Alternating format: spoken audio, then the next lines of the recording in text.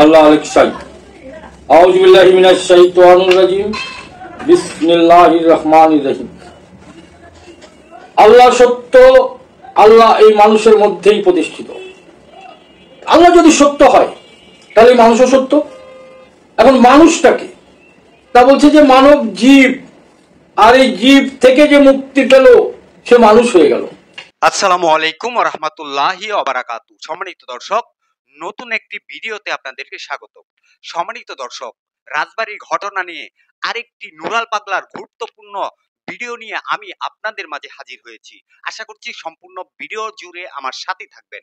সম্মানিত দর্শক, নুরাল পাগলা কি আসলে কি ভালো ছিল নাকি ভণ্ড ছিল, এ নিয়ে কিন্তু মিডিয়াতে ব্যাপক পরিমাণ আলোচনা চলছে। কেউ বলছে নুরাল পাগলা একজন আল্লাহর ওলি ছিলেন, আবার কেউ বলছে নুরাল পাগলা একজন ভণ্ড ছিলেন। দুই পক্ষ দুই রকম কথা বলতেছে। সম্মানিত দর্শক, নুরাল পাগলার একটি গুরুত্বপূর্ণ ভিডিও যা দেখলে আপনারা অবাক হয়ে যাবেন। তিনি কিছু কথা বলেছে নামাজ রোজা নিয়ে। আসলে কি এগুলা নুরাল পাগলা এগুলা বলেছে কিনা সম্পূর্ণ ভিডিওটা দেখে আপনাদের মূল্যবান মন্তব্য দর্শক কমেন্ট বক্সে কমেন্ট করে জানিয়ে যাবেন। আমি আপনাদের কাছে সবসময় চাই যে আপডেট কিছু খবর নিয়ে আসার জন্য। সম্মানিত দর্শক, গত সপ্তাহে নুরাল পাগলার লাশটি কবর থেকে তুলে পুড়িয়ে দিয়েছিল তৌহিদি জনতারা। তারপর থেকে অনেক আলেম উলামারা, বিভিন্ন রাজনৈতিক দলরাও কিন্তু এ নিয়ে মুখ খুলেছে। কেন লাশটা কবর থেকে তুলে তারা পুড়িয়ে দিয়েছিল? যদি সে পাপী হতো অবশ্যই উপরআল্লাহ সেটার বিচার করবে। প্রিয় দর্শক, এটা আসলে জঘন্য করেছে। সম্মানিত দর্শক, এবার যে ভিডিওটা আমি আপনাদেরকে দেখাবো নুরাল পাগলার গুরুত্বপূর্ণ কিছু ভিডিও, যা দেখলে আপনারা অবাক হবেন। তিনি যে কথাগুলো বলেছে সেই কথাগুলো আপনারা শুনবেন মনোযোগ সহকারে। সেই কথাগুলো আসলে কতটুকু ভালো বলেছে সেটা আপনারা কমেন্ট বক্সে কমেন্ট করে জানিয়ে যাবেন সম্পূর্ণ ভিডিওটা দেখে। প্রিয় দর্শক, আমি আর বেশি কথা না বাড়িয়ে সরাসরি সেই আকর্ষণীয় ভিডিওটা আপনাদের মাঝে তুলে ধরার চেষ্টা করছি। অবশ্যই ভিডিও শেষ পর্যন্ত আমার সাথেই থাকবেন। আর যে মানুষ হয়ে গেল সেই আত্মার আর কোনো জন্ম মৃত্যু নেই। আত্মা অবিনশ্বর আর মানব দেহ হচ্ছে নশ্বর। আত্মার কোনো ধ্বংস নেই, কিন্তু দেহ ধ্বংস হয়ে যায়, তাই নয় কি? তাহলে আল্লাহ যদি মানবের মধ্যে প্রতিষ্ঠিত হয় তাহলে আল্লাহ সত্য হলে মানুষও সত্য। এরপরে বলেছি আউযু বিল্লাহি মিনাশ শাইতানির রাজিম বিসমিল্লাহির রহমানির রহিম। এটা দুটো অংশ। এই যে কালাম, এর দুটো অংশ। প্রথম অংশ হচ্ছে আউযু বিল্লাহি মিনাশ শাইতানির রাজিম, যা আমাকে তুমি শয়তান থেকে পানা দাও। তাহলে আমার মধ্যে শয়তান বসত করে, এই মানব দেহের মধ্যে শয়তান বসত করে, ইবলিসের বাস আছে, তাই আমরা তার থেকে পানা চাই। যদি সে না থাকতো তাহলে পানা চাওয়ার দরকার ছিল না।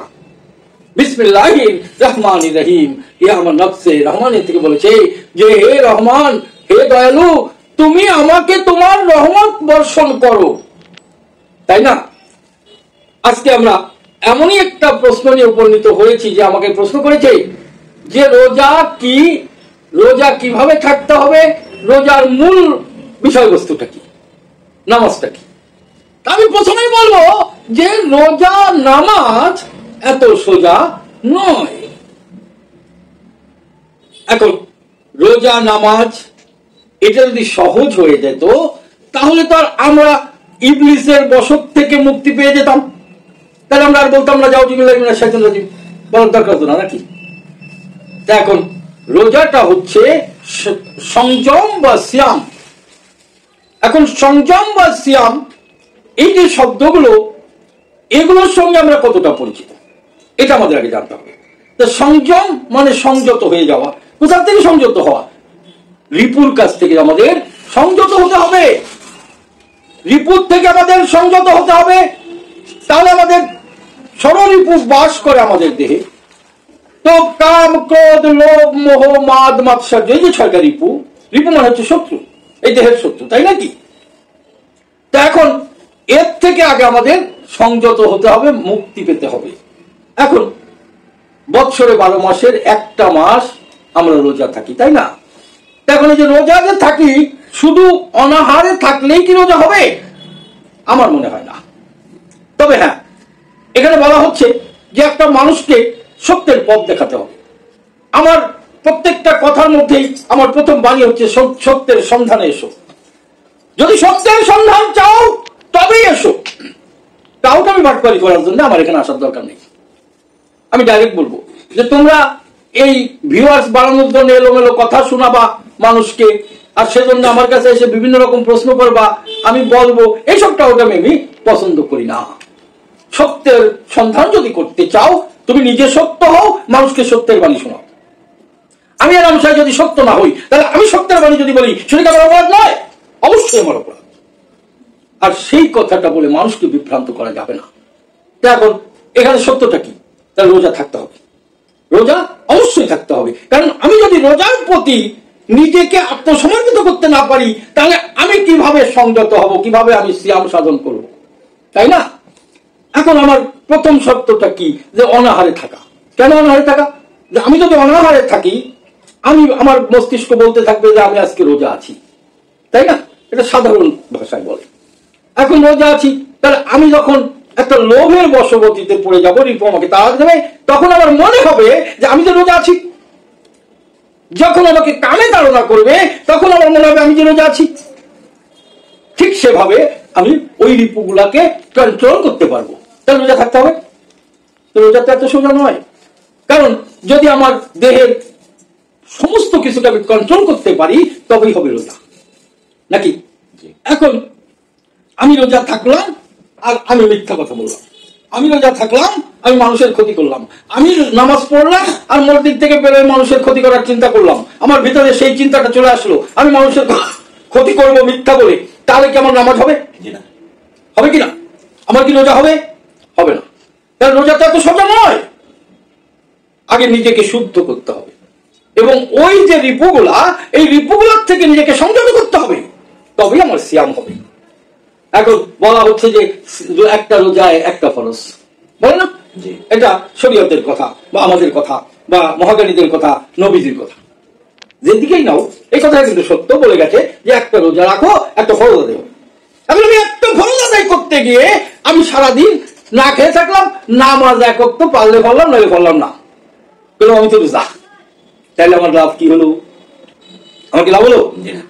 আবার দেখা গেল যে নামাজে 17টা ফরজ সারাদিনে, এটা আমরা পেয়েছি কোরআন দর্শনে, তাই না? তাহলে এই 17 ফরজ যদি আমি আদায় না করি, তাহলে আমি এক ফরজের দিকে যে লাভ হবে? হবে না। তাহলে এটা তো সোজা নয়। আবার বলছে আকিমুস সালাত, কোরআনে অনেকবার বলেছে,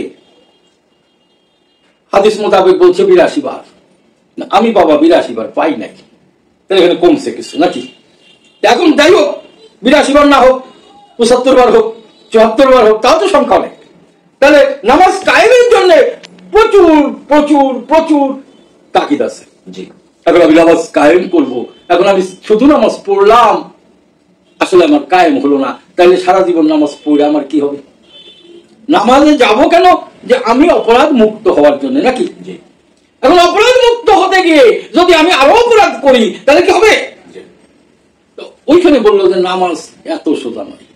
নামাজ যেটাকে সালাত বলা হয়েছে, এইটা অনেক কঠিন।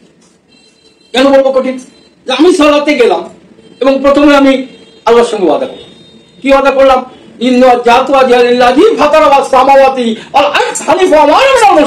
পড়ি না বাবারা? পড়ি তো। তাহলে এই আয়াতটার অর্থ কি? অর্থ হচ্ছে যে আল্লাহর সঙ্গে একটা ওয়াদা করা, স্থানটা পবিত্র করা। তো পবিত্রটা কি করবো? আমার ভিতরে যে স্থানটা আছে, আমার এই মানব দেহটার মধ্যে যে ময়লা কালিমাগুলো আছে, সেগুলো আমি সমস্ত কিছু ত্যাগ করব, যে আমি সকল কিছু তোমার উপরে অর্পণ করলাম। এই আয়াতের প্রথম কথা।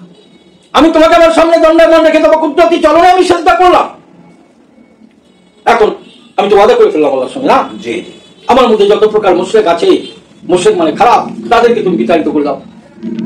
এখন এই ওয়াদা করে একটু পরেই যদি আমি মনে করি, যেমন আমার পরিচিত আছে যে কে, রশিদ ভান্ডারী। আর রশিদ ভান্ডারী কি করে? ফার্নিচারের দোকান। ও গেল মসজিদে নামাজ পড়তে, এখন ওই নিয়ত করার পরেই ভাবতেছে যে নামাজে তো সময় অনেকক্ষণ লাগে যাবো, কাস্টমার কি দিলে ফিরে যায়। আবার একজন ব্যবসা করে বা চাকরি করে, যে যে কর্ম করে বা কৃষি কাজ করে, যার যা কর্ম। এখন আমি তো ওখানে দাঁড়িয়ে কর্ম থেকে বিরত হয়ে গেছি, যে আমি দুনিয়ার সমস্ত কিছু থেকে আলাদা হয়ে গেছি। আমি এক নিরিখে এক দৃষ্টিতে আমার মাওলা পাকের সামনে দণ্ডায়মান হয়েছি, নাকি? আর সেখানে গিয়ে যদি আমি আবার এই দুনিয়া চিন্তা করি, দুনিয়ায় চলে আসি, তাহলে তোমার ওয়াদা ভঙ্গ হলো না? কি ব্যাপার, ওয়াদা ভঙ্গ হয়েছে তো? তা আল্লাহ পাক বলেছেন যে আমি মানুষের বা আমার বান্দার সমস্ত গুনাহ মাফ করব, শুধু একটা গুনাহ আমি মাফ করব না। সেই গুনাহটা কি? তা বলছে নাফরমানি গুনাহ। নাফরমানিটা কি? তাহলে ওয়াদা ভঙ্গকারী, ওয়াদা করে যে ভঙ্গ করে সে হলো আল্লাহর সঙ্গে নাফরমানি করে। আমি ওই গুনাহটা কখনোই মাফ করব না। তাহলে আমরা সালাত কি হলো, আমার নামাজ কি হলো? এখন এই কথাটা যদি বলি যে নামাজ হচ্ছে না, তাহলে নামাজ পড়ার দরকার নেই, না, পড়তে হবে। কারণ আমাকে এই শুদ্ধতা আনার জন্যই আমাকে সালাতে রত থাকতে হবে, সালাতে রত থাকতে হবে, কন্টিনিউ আমার ওখানে থাকতে হবে। কেন থাকতে হবে? যে আমি যেন ওইখান থেকে মুক্তি পাই। বারবার এটা বলাতে আমি যেন নিজেকে আত্মশুদ্ধ করতে পারি। তাহলে সালাতের দরকার আছে, তাই না? যে হ্যাঁ, সালাত আদায় করো, কায়েম করার চেষ্টা করো। আমি তাই বলেছি যে নামাজ এত সোজা নয়। তাহলে রোজাটাও সোজা নয়, নামাজটাও সোজা নয়, কঠিন বিষয়, কঠিন। আর এই কঠিন কাজটা যে করতে পারবে সে কি হবে? সে আত্মশুদ্ধ হয়ে গেল। আর আত্মশুদ্ধ হয়ে গেলে সে কি হলো? মানুষ হয়ে গেল। মাশাআল্লাহ, মানব জীব থেকে সে মুক্ত হলো। আর যে মানুষ হয়ে গেল সেই আত্মাটা তো আর কখনোই ধরাধামে আসবে না, তার জন্ম নেই, মৃত্যু নেই। তাই শরীয়ত বলেছে মানুষের পুনর্জন্ম নাই। ইহাই সত্য। কি বাবারা, ঠিক কিনা? ওই সত্য। আমি মনে করি যে শরীয়ত মিথ্যা নয়। আবার কেউ কেউ এই মারুফত করে লাফালাফি করছে, আমি মারুফতের ফকির, আমি মারুফতের ফকির। এ বেটা, ফকির কাকে বলে এটা কি জানিস? ফকির কাকে বলে? ফকিরের ব্যাখ্যাটা কি? ফকির 4টা হরফ দ্বারা লিখতে হয়। কি কি জানো তোমরা? কেউ কি বাবা বলো তো?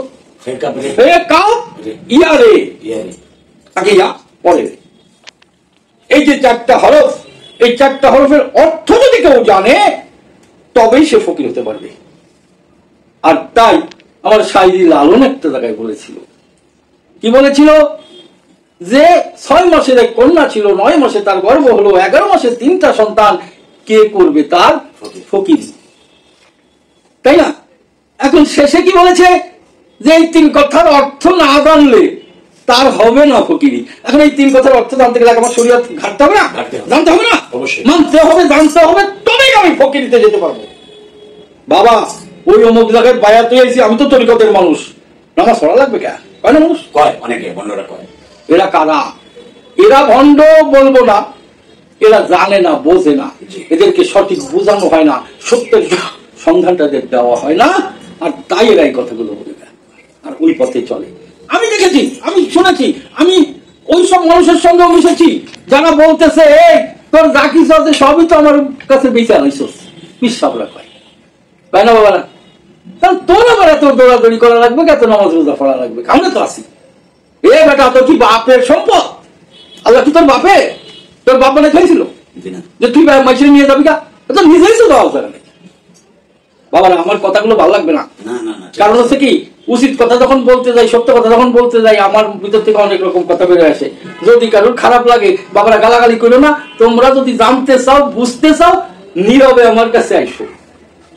আমি এর ব্যাখ্যা দিতে চেষ্টা করবো। আমার মাওলার যতটুকু ক্ষমতা আমাকে দিয়েছে, আমি তার থেকে চেষ্টা করবো তোমাদের সত্যের ব্যাখ্যাটা দেওয়ার জন্য। জি জি, আলহামদুলিল্লাহ, I am ready, always ready. কারণ সত্যের শক্তি সবচেয়ে বেশি, সবচেয়ে বেশি। আমি বলে থাকি যে আমি যখন কথা বলি আমি কাউকে ভয় পাই না।